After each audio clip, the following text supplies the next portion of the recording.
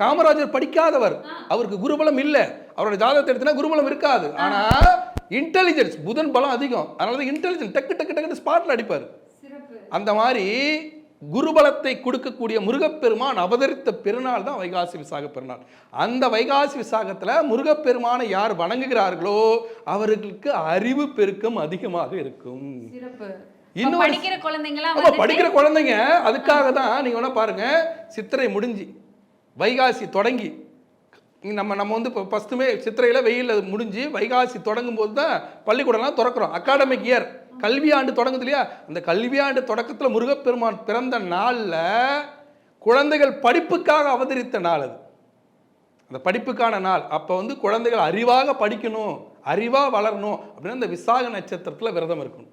குழந்தைங்க தான் எடுக்கல, பெற்றோர் எடுக்கலாம். All new Vivo V50e, crafted for luxury and designed for elegance. Buy now.